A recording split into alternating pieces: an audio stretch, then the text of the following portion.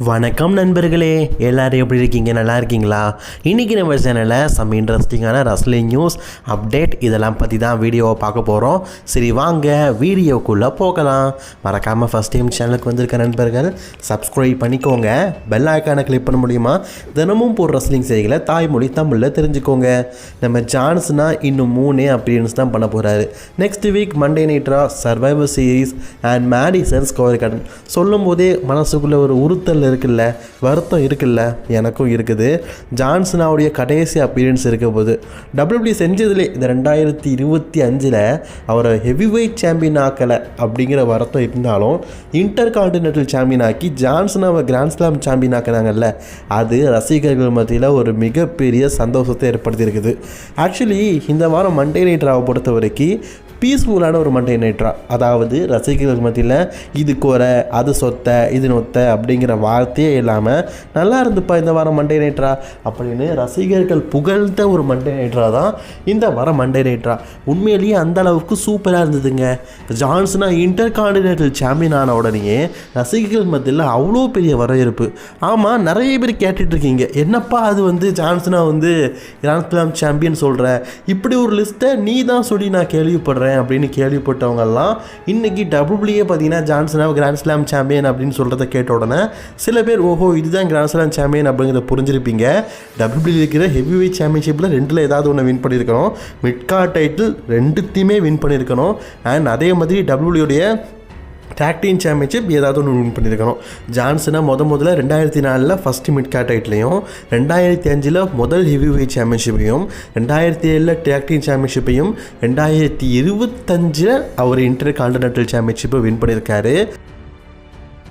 இதன் மூலயமா 4 வகையான சாம்பியன்ஷிப்பை வின் பண்ணதுனால அவர் கிராண்ட் ஸ்லாம் சாம்பியன் ஆகிட்டார். Did you know guys, WWE back ஸ்டேஜில் பார்த்தீங்கன்னா ஒரு விஷயத்தை காட்டியிருப்பாங்க. நம்ம ஜான்சனா சாம்பியன்ஷிப்போட பேக் ஸ்டேஜுக்கு போகும்போது அங்கே இருக்கிற பல ரெஸ்லர்ஸ் கொண்டாட போகும்போது ஷேமஸ் அந்த டைட்டில் தொட்டு கொஞ்சம் வித்தியாசமான ஒரு ஃபீலிங் மூமெண்ட்டை கொடுத்துருப்பாரு. ஸோ ஷேமஸுக்கு டைட்டில் வேணும் போல இருக்குது. உங்களுக்கு தெரியும்ல, ஜான்சனா மாதிரியே ஷேமஸும் இது வரைக்கும் இன்டர் கான்டினென்டல் சாம்பியன்ஷிப்பை மட்டும் வின் பண்ணதில்லை.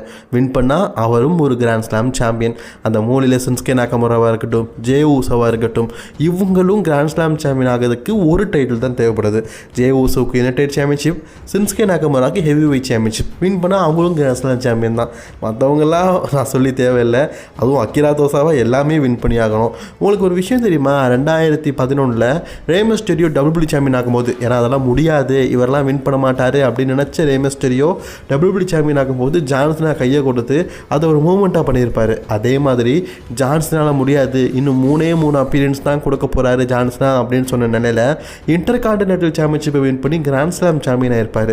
அப்படிப்பட்ட ஜான்சனாக்கு ரே மிஸ்டீரியோ கை கொடுத்ததும் பேக் ஸ்டேஜில் கோடி ரோட்ஸ் ஃபேஸ் டு ஃபேஸ் பார்த்து கை கொடுத்த செக்மெண்ட்டும் ரசிகர்கள் மத்தியில் பார்த்திங்கன்னா அந்த அளவுக்கு ஒரு பெரிய வரவேற்பு கிடச்சிது.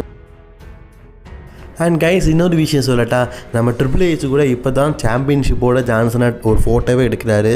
அப்போது ரசல்மேனியாவில் அப்படின்னு கேட்டிங்கன்னா அப்போ கூட நம்ம ஜான்சனா தான் முகத்தை காட்டாமல் சாம்பியன்ஷிப்பை மட்டும் தான் காட்டியிருப்பார். யூ கேன் see me அப்படிங்கிற மாதிரி தான் ஃபோட்டோ எடுத்திருப்பார். இந்த தடவை ட்ரிபிள் ஹெச்சோடைய ஃபேஸ் டு ஃபேஸ் பார்த்தே ஒரு ஃபோட்டோ எடுத்திருக்காரு. அது மட்டும் இல்லாமல் ஜான்சனாவுடைய கடைசி ரா நெக்ஸ்ட் வீக் நடக்க போகுது. இது ஒரு கெரியர் மண்டே நைட்ராங்க. அதனால் நெக்ஸ்ட் வீக் நடக்க போகிற மண்டே நைட்ராக்கு பெரிய லெவலில் வியூவர்ஷிப் கிடைக்க போகுது.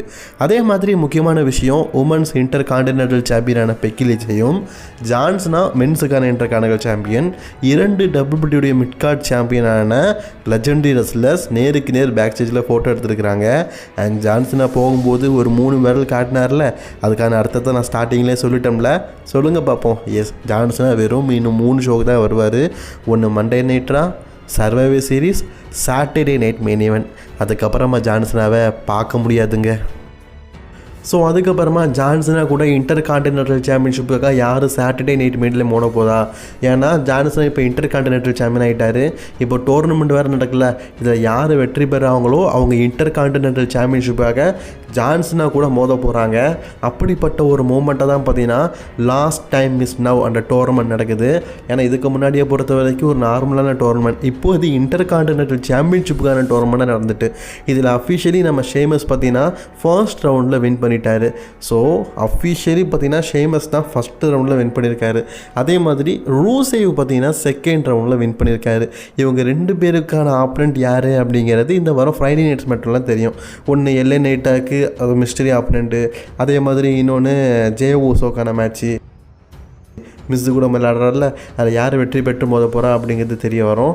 எப்படி ஸ்மாக்டவுனில் ஒரு மிஸ்டரியான மெம்பர் வந்து வரப்போகிறாரு அப்படிங்கிற மாதிரி சொல்லியிருந்தாங்களோ அதே மாதிரி மண்டே நைட்ராலையும் பார்த்தீங்கன்னா டபிள்யூ வந்து சொல்லியிருப்பாங்க.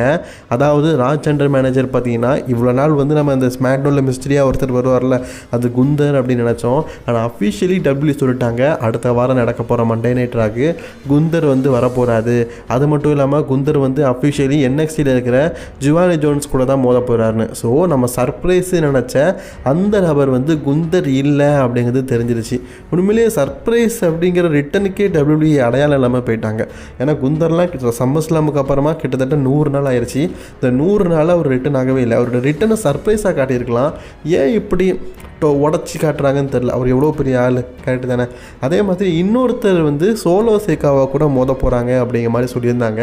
ஆனால் சோலோ சிக்காவா கூட மோதுறது சர்ப்ரைஸ் அப்படின்னு சொல்லி முடிச்சிட்டாங்க. வழக்கமாக சோலோ சிக்காவை தான் சர்ப்ரைஸ் கொடுப்பாரு. இப்போ சோலோ சிக்காவுக்கே டபிள்யூபி சர்ப்ரைஸ் கொடுத்துருக்குறாங்க. சோலோ சிக்காவை கூட அடுத்த வாரம் யார் மோத போகிறா அப்படிங்கிறது ஒரு சர்ப்ரைஸ் தான்.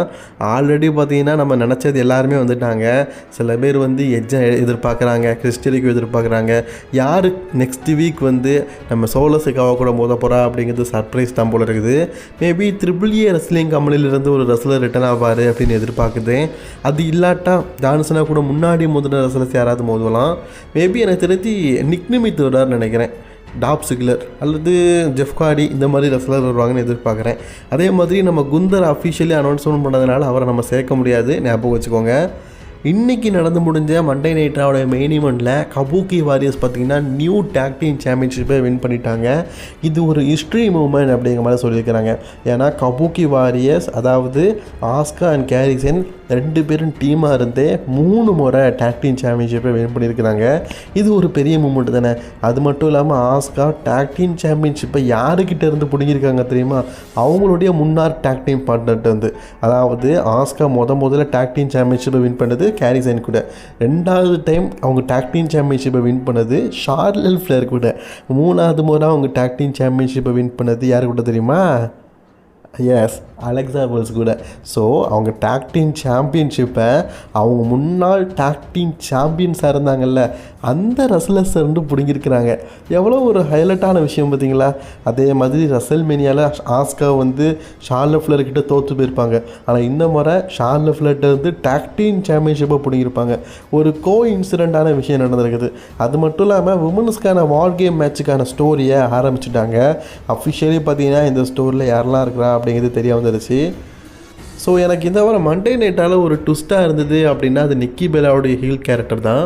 ஆக்சுவலி ஸ்டெஃபினி வார்க்கர் கூட இருக்கிற நிக்கி பெல்லாவை கொஞ்சம் வீக்காக தான் காட்டிகிட்டு இருந்தாங்க.